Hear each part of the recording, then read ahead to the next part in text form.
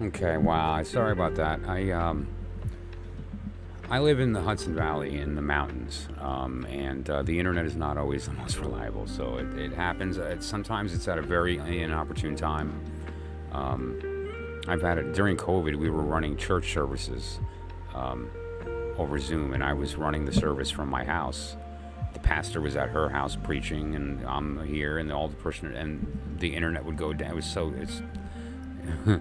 it's one of those things. So it's that said, though, what I do plan on doing. This is the last big stream like this that I'll be doing with respect to this heavy depth of information. As we transfer into this new period of time, I'm going to be moving to a totally different level of knowledge that's outside of this. We're moving into something different with respect to alchemy, with respect to the I Ching, with respect to color and music theory and stuff like that. Uncle Noob, thanks for popping back in. Yeah, internet, man. I love to hate it. And so I'm just going to hang out for a minute and let the stream build back up before I continue. And then we're going to just cover one card of each of these and then move on. And anyone who is actually going through the work of building a deck will get together in a little group thing privately and do it. Just a quick stream. Everyone will jump on together. We'll do the decks together. We'll maybe even do it as a Zoom thing. And everybody build their decks at the same time, and then we'll have these. And it's good to keep it raw. It's the idea of going through the initial experience of taking this knowledge and actually manifesting it physically in the world. That's the whole point here. And so if we are able to do that, we can really have a lot of very, very deep learning that comes from this process rather than just buying really good decks and learning them and getting good with them. What we wind up doing is kind of getting stuck in the meaning of that deck, the images of that deck. So the purpose here is not to recreate a deck that we're going to use every day. I use a couple, 6 or 7 for all of my work, and then the rest, are mostly for different reasons, for magical work, for study, for just the enjoyment of the art. But there's some that I read with, and I'm never going to stop. I have created my own tarot deck that I use personally for different stuff that I've never shared, and I won't. But this is something that is like a quick, down and dirty way to develop a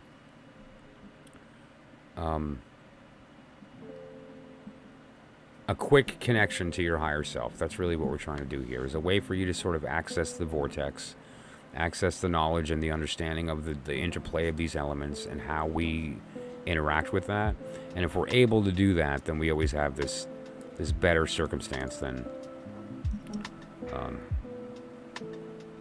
kind of just bouncing around the maze and hitting the walls, right?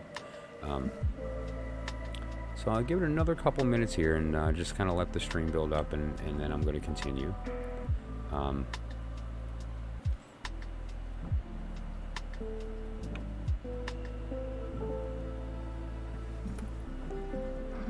And there's a lot of good information as well. Like the Thoth Tarot has some of these diagrams laid out differently with respect to the progression of the Deacons. It's an interesting, like the way he cascades it, I like a lot. It's a very good way to learn the information. I wish I would have had these books 20 years ago. I tell you what, you guys are lucky. We had 777 and we had Book of Thoth, but that was it. And reading the Book of Thoth is it's like the King James Bible, but in a different language. Imagine that. Like, you can't, it's just so off the wall with his poetry when you first approach it. Let's just grab a random page from the Book of Thoth. Just like, here's a random page from Crowley's Thoth. While we're waiting for the stream to build, let's just pick a random page. It is confusing at first, but the most instructive and illuminating when the principle is thoroughly assimilated. To note how all these elements subdivide and coalesce. One can only reach the comprehension of any one of these symbols by making a composite picture of it, one composed of all the others in varying proportion, thus each of the planets giving a certain proportion to its influence to any object. This habit is thought leads to an understanding of the unity of nature, which in its proper and spiritual exaltation, which could hardly be attained in any other way, is produced in the internal harmony which ends in the acceptance of life and of nature. Cool. I'm not sure what I got from that. It was pretty. It sounded good. there's some beautiful wisdom in that, obviously, but there's a lot of decoding, right? There's a lot of getting through that and saying, okay, what are we talking about here? And what he was actually speaking about is what we talk about, is each one of these one cards contains a myriad of different information that is holographically part of that one. This one card contains 3 planets. This one piece of cardboard now actually contains the knowledge of 3 planets and 2 signs. It's the Queen, the relationship of her husband and son. All of that matters. And there's a last piece of information that we're going to want to put on the Queen, which is that where did she come from? Like, what was her princess that she was before becoming the Queen of Pentacle? Because it's not a pentacle. If we look at the Queen of Pentacle on the bottom here, we'll see that she came from the Ace of Cup. And so her childhood personality, her persona before being elevated to Queen, was the Princess of Cup.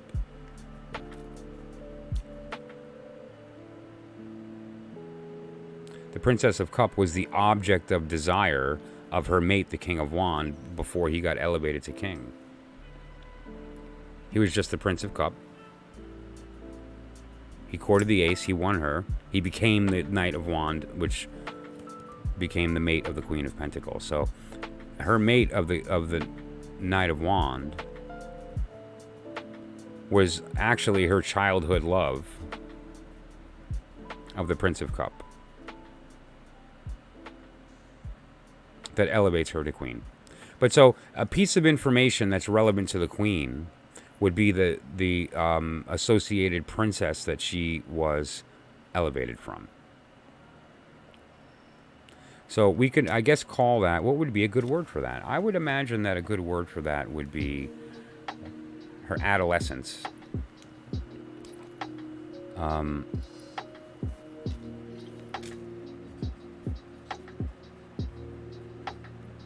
And that, in this particular case, would be the Princess of Cup.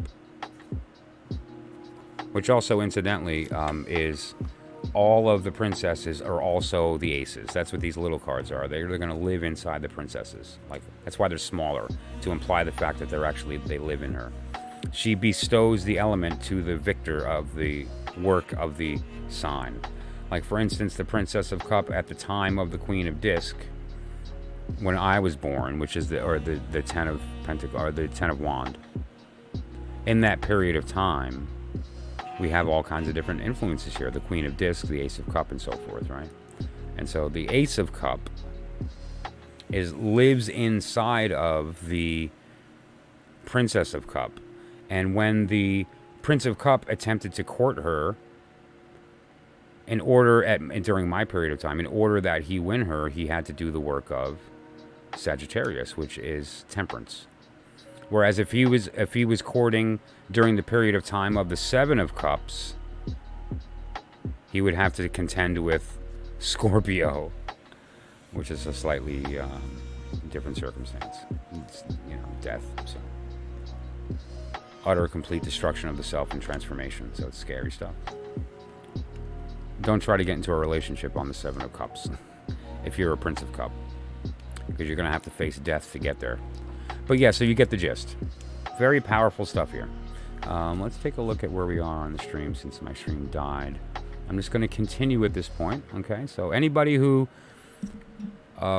came back from the stream that died, I appreciate that. I hope it doesn't happen again tonight. It might. We're having some weather, and whenever we have weather, our internet is limited, okay? And so just to be clear, I'm just going to go through one card of each other kind of suit or type. And then we're going to move on with the stream and get to the really, really meaty stuff. Some serious reveals, some like really heavy, deep stuff. So what we're going to do with each, again, is just cover the period of time, cover the planetaries for each individual 10-degree section that covers that. These are here to be colored to understand that they're coming in from the opposite element on the wheel, the opposite direction element, clock to counterclock, of their entrance and exit of their period, and the particular planetary associations with that. This is the element that they take with them right? The queens are always water, the kings are always fire, the princess is always earth, the prince is always air, and then this suit. Pentacle is earth, right? And so she is the watery part of earth. What is that? The heart part of body. The emotional desire to make manifest your emotion. So you get the gist. So, this is this card you can call complete. Is there more information you can put on the queen? Of course you can, right? We have who she used to be, who she married, who she gives birth to, her elements. We have the period of time that she covers from December. I mean, really, there's look at how much information's on there. Wouldn't hurt if you wanted to put in the signs, perhaps. So let's look at that as far as the majors. So the Queen of Pentacle is right here.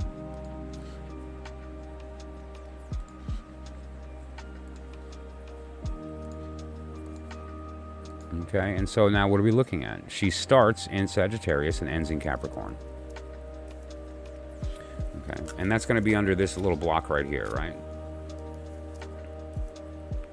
Because this is Sagittarius. And these two are the Capricorn. Okay, and now you can essentially... very similar to the way that you'd read this or read this, you could read that, right? Like, you know, moving from temperance into the devil those are opposite energies, right? Temperance is the idea of balance of the divine heart, whereas the devil is just giving in to profane mind. Being filled with divine heart is the opposite of giving in to profane mind. So those can be correspondenced on here as well. And how that you do that, if you just want to have a chart like this, it can get daunting if it's not colored, or you want to separate them in some way that's a little easier to read. But the point is to, once you get a feel for where your eye goes to get that information, it becomes automatic and you don't look there anymore. You just see the card, you see the color influences, and you know right away, earthy part of air, fiery part of water, watery part of earth, and it just, you do, you know, the desire to communicate, the desire to physically manifest, the will to feel, the, you know, and so forth, to communicate, to be heard, to want, to have, to be, to do. All these things come from these combinations of these circumstances. And so the next section that I want to jump to is the princess, because she's the biggie. And so we're going to do the Princess of Pentacle just to complete this suit here. And so if we look at the Princess of Pentacle, it's very different than the small courts.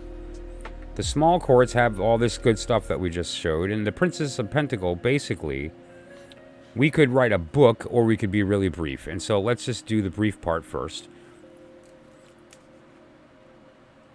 The Princess of Pentacle.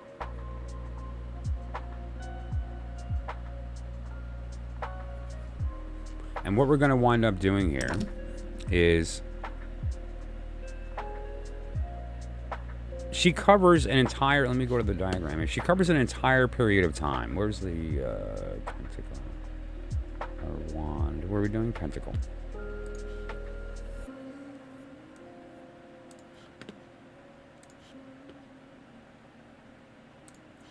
Okay. This entire period of time is covered by the Princess of Disc, right? And it's actually, it's kind of the beginning of the year, so to speak, on a lot of these wheels. Like, it starts at Aries, which it shouldn't, but that's whatever. I'm not going to get into an argument about where the wheels should start. But depending upon, if you talk to 3 people, you're going to get 3 answers, but we can have that conversation when we're discussing astrology on a different stream. But you get the idea. She covers the entire season of that emergence into spring, right? But anyway, that said, so there's some information here that you can put that's relevant, right? The first thing relevant, and let me check my notes on the princess, is her elemental, which is relevant, like all the princesses. And you'll notice her element is based on the basic system. What are princesses? Earth. What is the element of Pentacle? Earth. So she's the earthy part of Earth. All right. And so let's put this in ascending order, and you'll see the pattern here. Earthy part of Earth, airy part of Earth, watery part of Earth, fiery part of Earth. And we could see that here as well. They're all enter in fire and exit in Earth. So the dynamics here are very interesting to see. You could slide down to your planets and see the different correspondences of how they enter and exit. Whereas one enters in Venus, they're entering Saturn, and this one's entering in Mars. Or we have in Mercury into Jupiter or into the Sun, and so forth. So you get the idea. And just lining them up can see the correspondences. You can line them up sideways and get a really interesting view of the flow of the elements, right?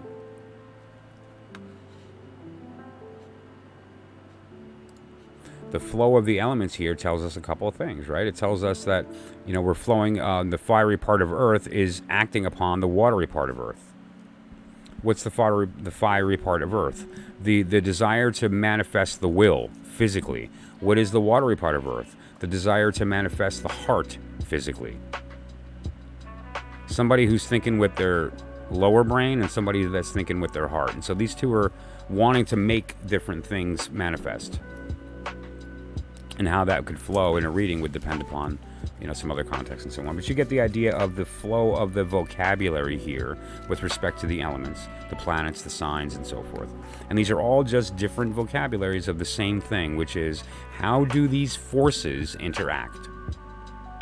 And what is the outcome of those interactions? Apply heat to water, you get steam every time at an absolutely predictable state.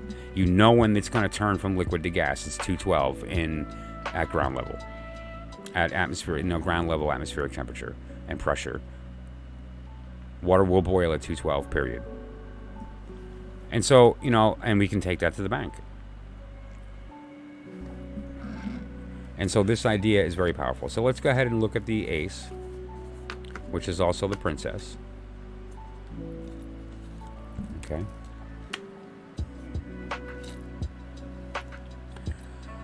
So now the princess is an entire season. So the season, we can either put the date, which doesn't hurt, or we can put the name of the season or whatever that you'd like to. But basically what we're starting at, the princesses start on the equinoxes and solstices. Notice, we just entered the autumnal equinox. Right now, we just bridged this spot. Right, we went from the 22nd to the 23rd, and so now we have moved from the wand into the cup. And because we just breached the autumnal equinox. Now, when we breach the solstice, there's a new princess, right? When we breach the other equinox, is a new princess. Okay, this is the vernal. So the idea here is that she is an entire season, and they appear at those points of the year. Now, so the season for her would be, for instance, the idea of she is spring. And she ends on the first day of summer, right? So she is spring. There's a couple of signs here that are associated with her. She is Aries. Or you can just do the sign for Aries if you wanted to, like the glyph, right? Glyphs are good because they take up less space. So you can write Aries or just put the glyph. Depends. You know, if you're not familiar with the glyphs, then they make it worse because now you're having to try to remember the glyph, and now you've defeated the purpose, and it becomes a super mental activity. Her other sign is Taurus, right? And so we can do the glyph for Taurus.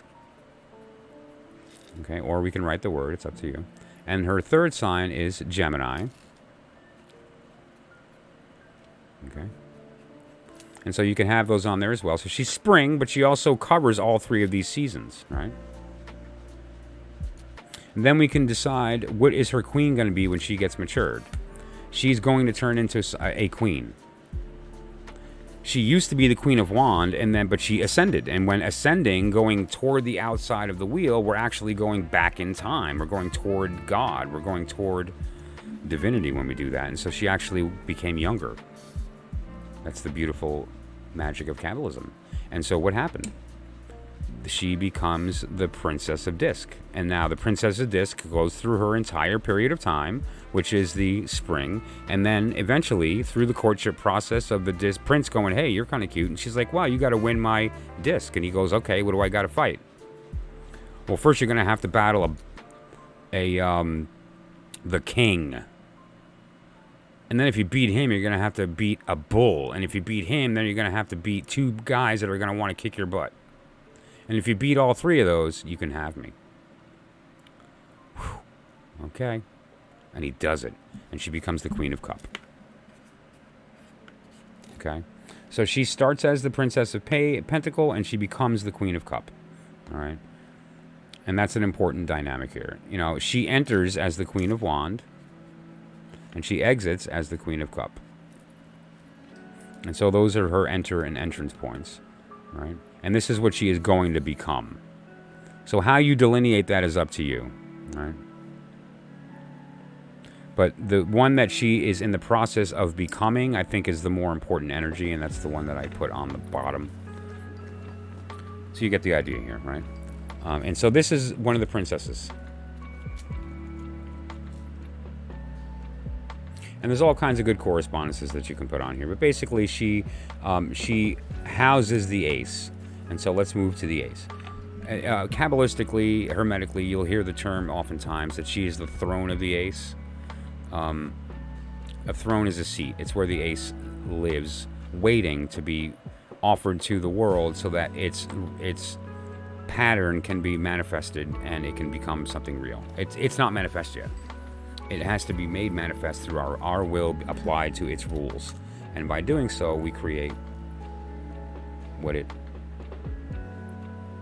the combination of its energy and ours applied to it creates the difference. If it's red and I'm add blue, we're going to create purple.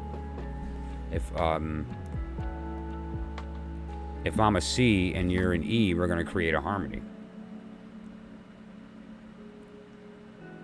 If I'm a C and you're an F, that's not going to sound as pretty as a C and an E. Right? So that said, what you create is dependent upon the thing you're acting upon and the energy you're putting toward it, and the difference is what is created. The new will. So now, what are you going to do for Pentacle? Everyone has a different energy for Pentacle. But basically it refers to things made manifest physically in reality. And so oftentimes what we refer to that is some type of round symbol. And usually there's a pentagram, which is where it gets the term pentacle. Penta meaning 5. 5 is the idea of the physical manifestation in the world. There's gematria involved in some other things, basically. And now, the same idea of the queen goes for the aces. They cover an entire season, right? You'll see Prince of Disc and Ace of Disc are for that period of time. So they cover both things. The reason I have it small is it's not going to be shuffled into the deck. I just want to be clear. What we're doing here is we're not creating this that I'm going to shuffle the aces in and use them. They just simply symbolically represent the gift of bestowal and the act of reception of her bestowing and the prince receiving, which is, interestingly, if you consider that, the opposite to what we would think, right? The woman's typically receptive, the man is typically the bestower, but she's the one bestowing and he's the one accepting. That's a very beautiful Kabbalistic twist of that divine getting twisted in the abyss and coming out opposite.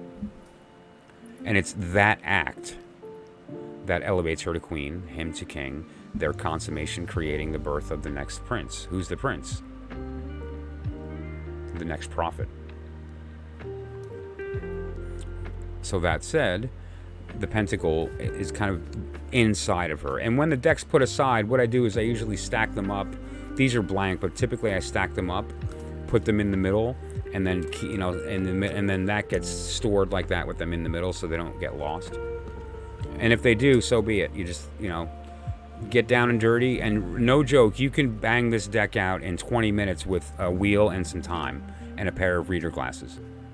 And you can get it done very fast. Okay, so we did an ace.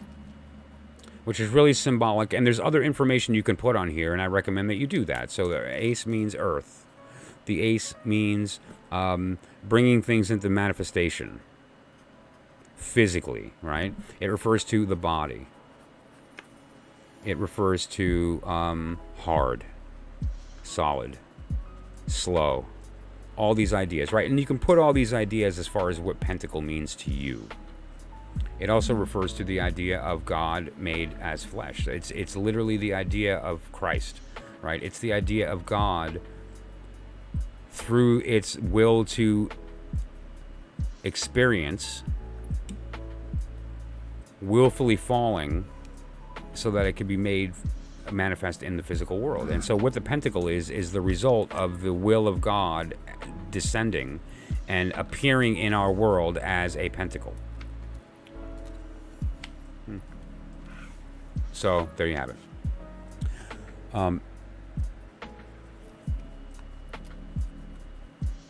Now,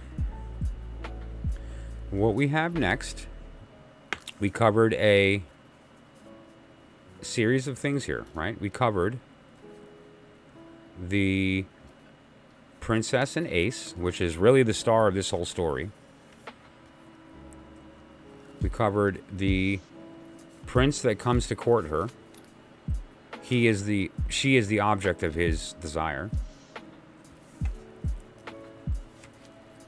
We have the queen that she becomes because she fulfilled her work, which was to bestow the element. And then we have the king who passes away. So that said, we have the four courts, right? Now the princess and the ace are obviously above it. They give birth to these three things, right? And so you have to kind of look at it from that perspective there. And now that said, I'm going to move on to the last final type of card, which are the deacons. All right. The deacons are the 36 small cards. Okay, so let's just gather up all the pentacles. Okay, we'll just put them aside. I'm losing my Sharpie, so I don't know what we're going to do here. We'll see what happens. I don't know. But now we've got some stuff here. Now we're getting into some meat and bones, because if you consider what this wheel is, this is the upper world that is unmanifest. That's why it's not colored. It's white because it is not manifested as color yet. Those planets that are colored are actual physical planets. Those are the physical planets. If you looked up at during the period of Sagittarius with the sun, behind it is Sagittarius. You can't see it because the sun's rising, but it's there. It rises with the sun. Same thing with Mars, Venus, so on. So that said, what we're referring to here is those are actually physical planets. The planets that are inside of the deacons are symbolic planets. Well, why are they colored? You just said that the stuff that's physically manifested is colored, and the stuff in the higher world that isn't physically manifested is not colored. Well, yes. But the planets of the deacons are colored because the deacons are physically manifest. After we get to that point of those planets and that reflects that energy into the world even further, now we're getting to the actual Earth. Everything inside of this circle is actually physically manifested. It's real stuff. Everything outside of this circle has not come into existence yet. We're talking about symbolic things when we talk about courting and babies and death and these things. None of that is actually real, okay? So all the stuff that's in here is real. All the stuff that's in here is not real, meaning that it's not physically manifest in our world. It's the only thing that is real is the upper world. It's true. Everything you know is a lie. Sorry. Okay, so you get the gist. So when we're looking at the deacons, let's look at the period of time of this pentacle right here. So for instance, the deacons, if we start at, where are we at? Pentacle. Princess of Pentacle. There we go, at top there. If we start at Mars in Aries, which is the period of the Princess of Pentacles, we're going to go 1, right, we need 9 cards.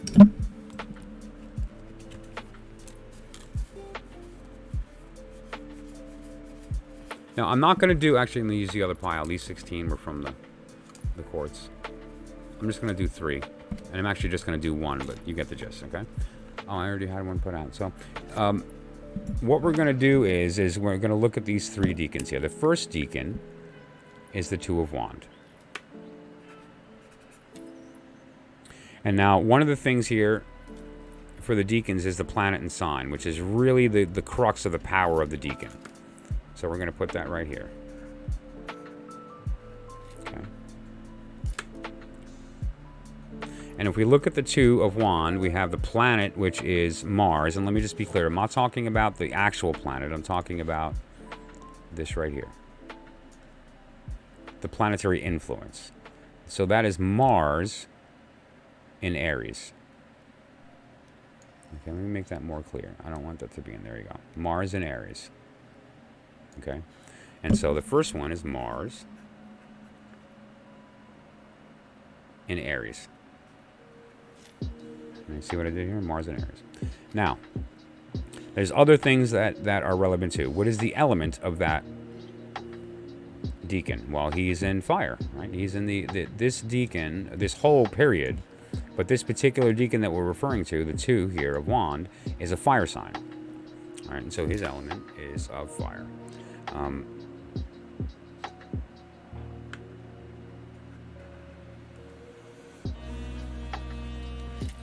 Right. What was I saying here in the note?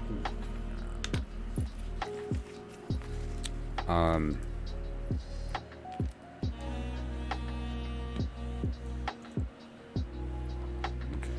What have I done?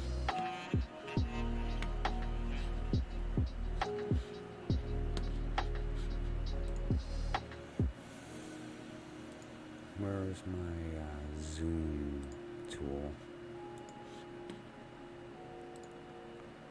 Okay. Did I break it? I might have broken it. Yeah, you guys have no idea how long it takes to line that up, and I'm not kidding. It's actually kind of like really frustrating because of the software I'm using. So yeah. Okay, so that said, yeah, momentary act of wisdom. Do yourselves a favor and don't get old. Because what your mind thinks you are and what your body thinks you are never the same. And I can't see any longer. And I'm only in my mid-40s.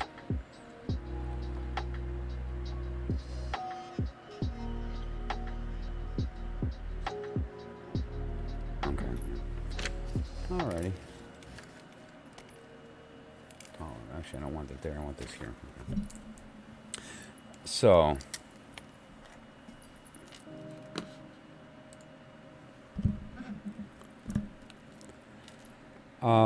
let's look at the wheel here for this 2 of Wand, and we have some other information here, right? Like, for instance, the 2 of Wand came from a lot of different circumstances.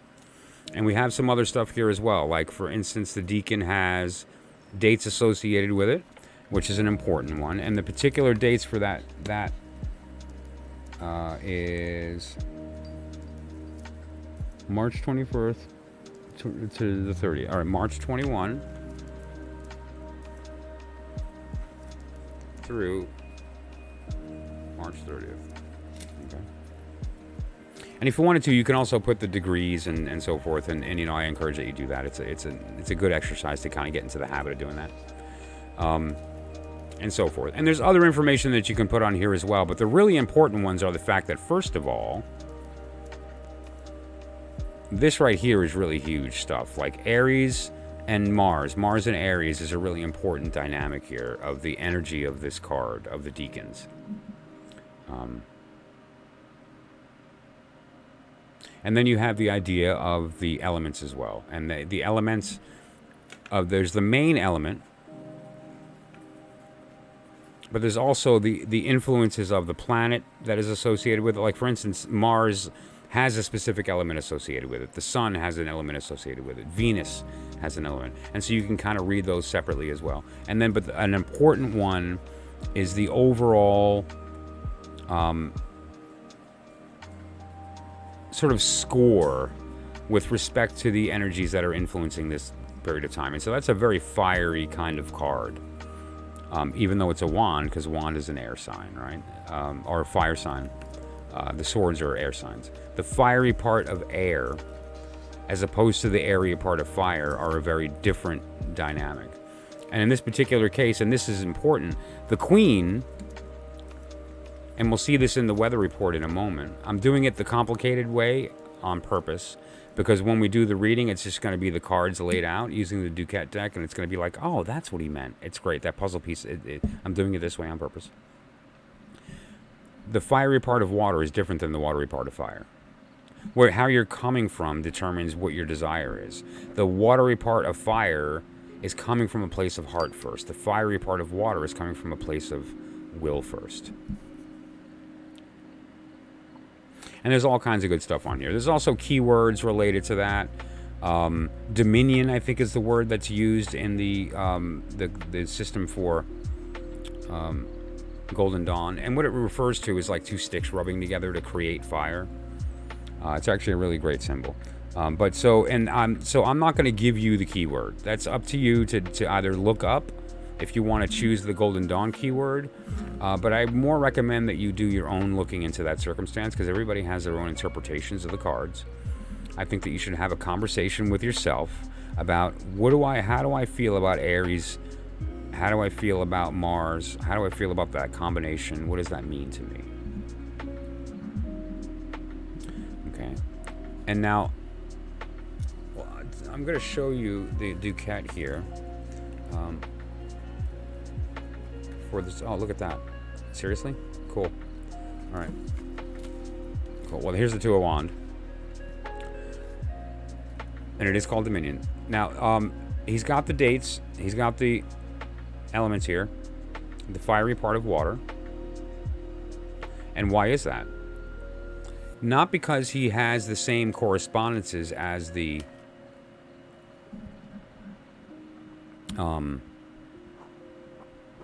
small courts. The small courts have their own correspondence based on the suit being fire of wand, and the fact that it's a prince, meaning it's the airy part of that, right? These don't have that same correspondence. What that's referring to is the idea of the planetary correspondence that he's coming from. His mother, he's coming from water in his mother, right? There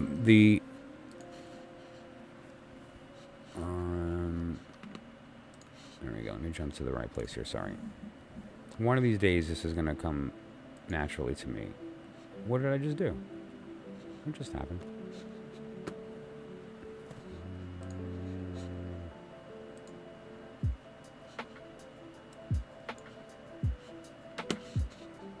Okay, sorry. So what we are doing here is the Two of Wands. Okay. And however, where he's coming from is this Queen and this princess, right? And so this is really the picture that we're looking at. And where does the Queen come from? His mother. She actually begins somewhere else. This is really the story that we're talking about of his lineage in this Queen, right?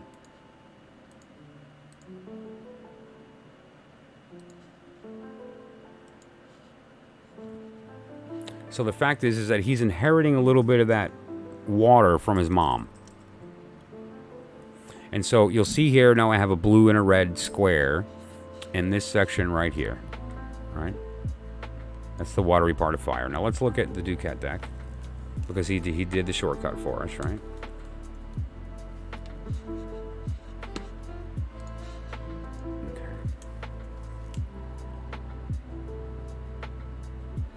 Okay, You see how he did that? It's just really, really good stuff. And then he's got spirit coming from the top, which is really nice. Well, you know, when you first kind of approach a deck like this, you'll look at that and go, Mars, water? No, man, Mars does not mean water. Who's going to convince me that Mars means water? What does water have to do with Mars? It doesn't. It has to do with his mom. That's all. It's just his lineage. It's like his mother's sun sign. It's like, dude, my mom was like, you know, totally like a Scorpio, you know? Okay. So you get the gist. And now there's a lot of different information that once you have worked with the tarot for a while that you may want to continue to put onto these cards as you go through the process. These are not meant for the same kind of work that you're doing where you're shuffling cards on a question and then coming up with some cards and going, oh, here's the answer. What we're looking at is the language of the elements. And so when you approach a question, does he love me? What we're looking at here is the fiery part of Earth, which is the will to make manifest. What is it that you're trying to make manifest? First of all, you're coming from the fiery and into the earth, but the fiery you're coming from is Aries, and you're moving into the sun in Earth, which is dry, harsh. It's not a happy place. But then it moves into the Venus in Earth, which is a solid foundation for love. This is like her personality throughout those three, right? And what these represent, let me jump back to the wheel here. This is the king we're talking about here. Let's jump to the pentacle, okay.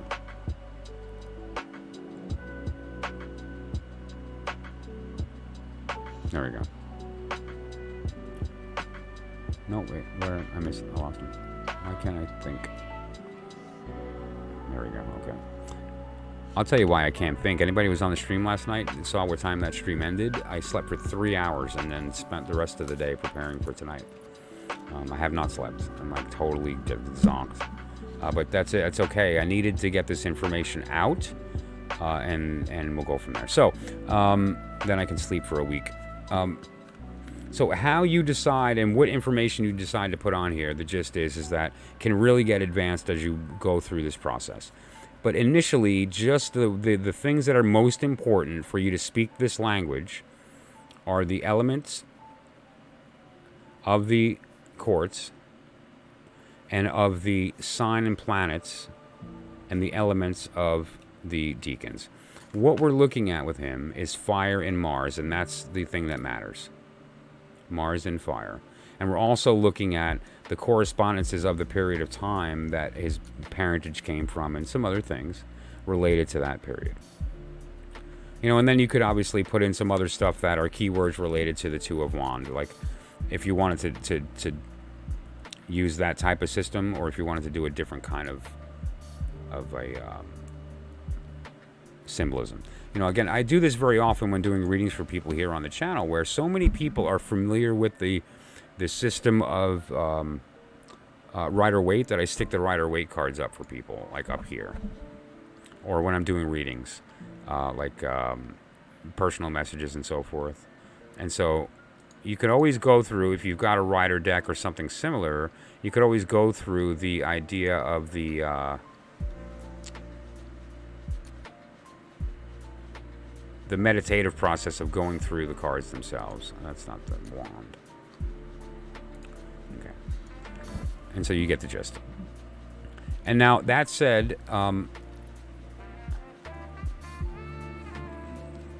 wand, will. The Two of Wands. Two wills. But only one's present, right? So, meeting the deacons. A horologist, by the way, is somebody who, A, studies the system and science of the passage of time, and is also somebody who is active in the tools utilized by clockmakers. So you have the person who studies time, and then you have the person who builds the tools in order to study time.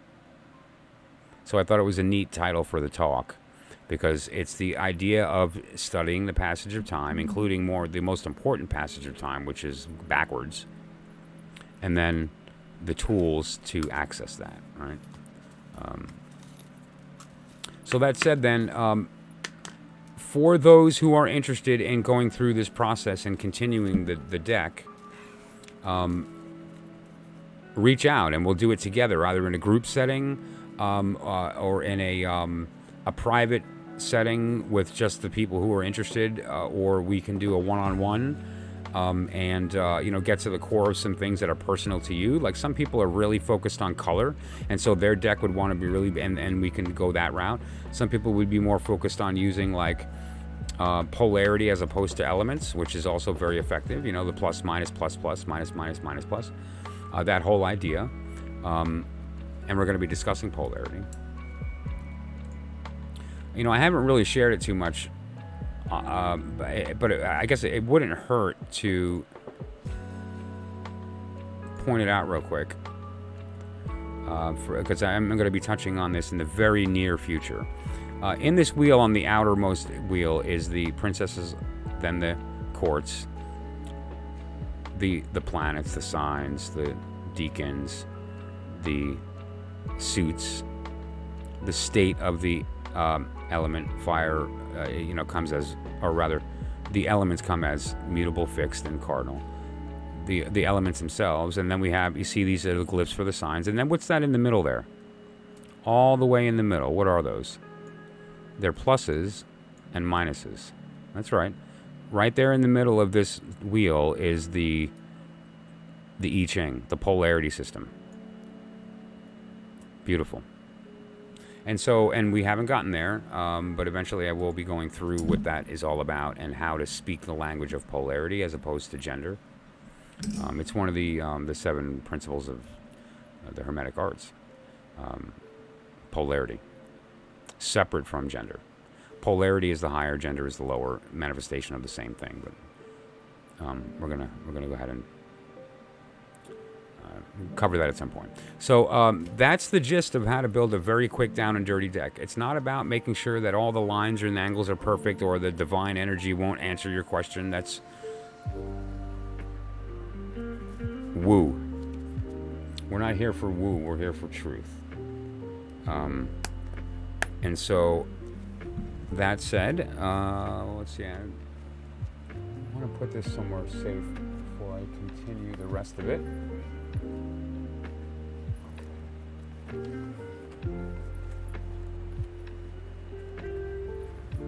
Okay.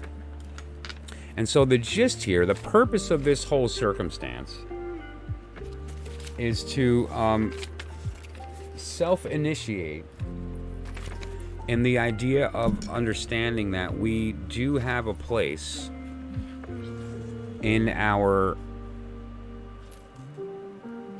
existence. We're not just floating along. We're not just an unwitting participant in our destiny. We actually have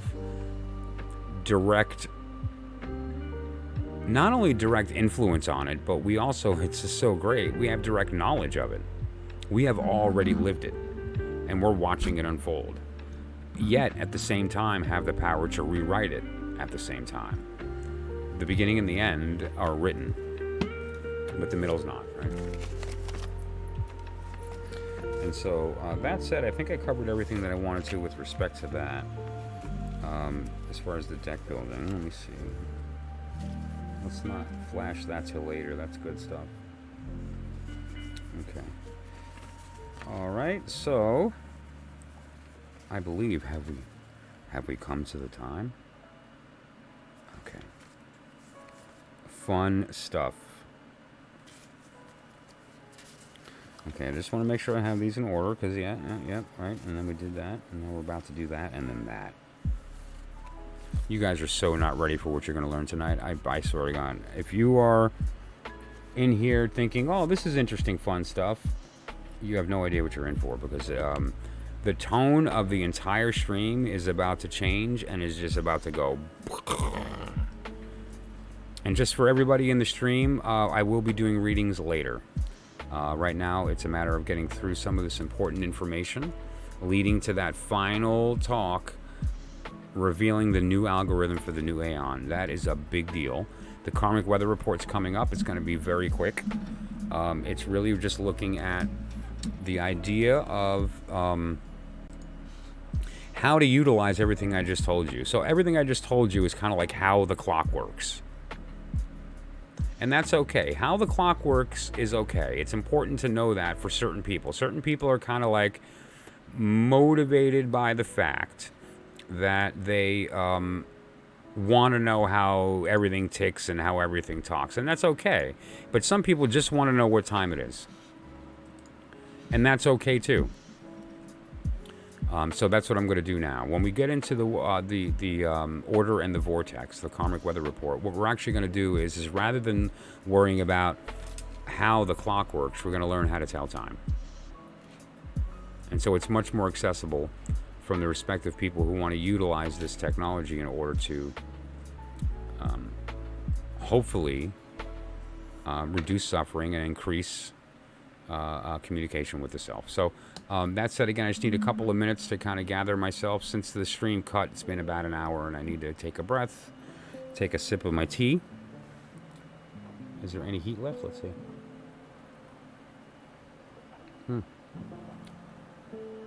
I love tea.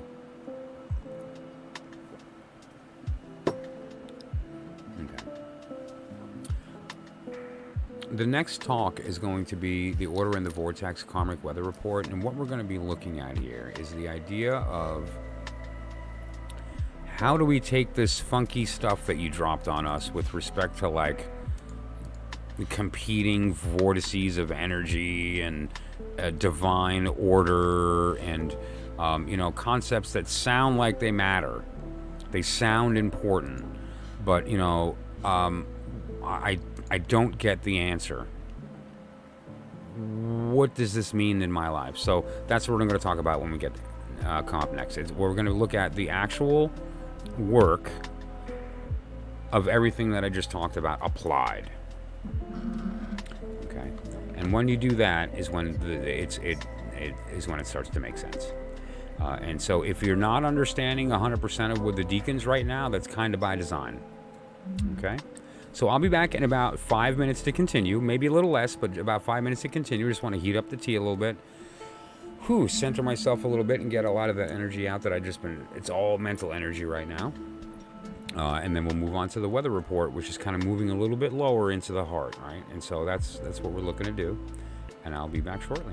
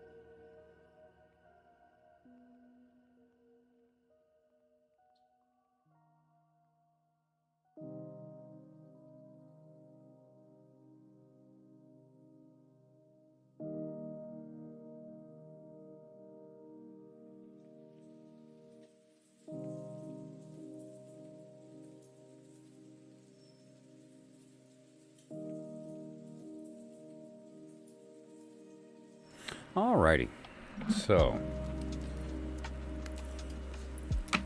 just to reiterate some of what we've been talking about here, the beautiful soul was the idea of the key to the inner sanctum, and it's the idea of the fact that we live in this place of the truth told in secret, not the place of lies told openly. And we want to get to that middle inner sanctum where it's the truth told openly, and we can only get there ourselves. Some things cannot be taught, they can only be learned. And what I'm willing and eager to do is to help you along the way to elicit that conversation with yourself through conversation with me, so that from that inner order we can walk to the door of the inner sanctum together, having you, through your own work, craft your own key to unlock that door, okay? And the key to the inner sanctum is something that I am very proud to say that I've been able to help others to create several times in their lives, multiple times, and I have some really good stories about that I'm going to tell here on the channel as we move forward. We talked about Meet the Deacons and the Horologist and the Toolmaker, right? We put together a little kind of makeshift deck, or the beginnings of one. As we move forward, we're going to have a nice, beautiful color deck by the end of the process, and it's going to have some neat stuff that I'm going to talk about after the weather report here, which is the big reveal, the new algorithm, and that's going to include changes to the current tarot that I feel might be a contribution. Let's just put it that way. And then the biggie, the prophet and the offer. Between the revealing of the new algorithm and the new AEON and the prophet and the offer, this is nothing short of, well, how do I put it? A divine call to one person out there watching. That said, so I just wanted to reiterate what we're talking about here. We're talking about getting to the inner sanctum, and that's not a joke. That's literal conversation with God, with self, with divine, experiencing timelessness, self. There's no going back. We're talking about the idea of the tools that we use to access that, the tarot, the I Ching, the polarity system, the elemental system, the what are these? They are a vocabulary that gives you access. That's all they are. It's a vocabulary. Why? Because how do we interrogate our universe but through words? Some are spoken, some aren't. This is a word.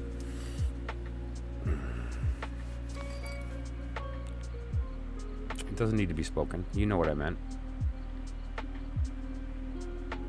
And then what we're going to move to now.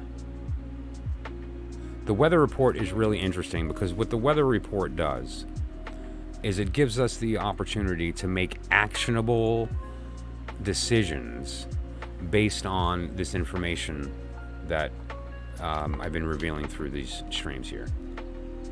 Okay. The first thing that we talked about is the idea that there is a vortex that is formed by the upper world's direction and ours.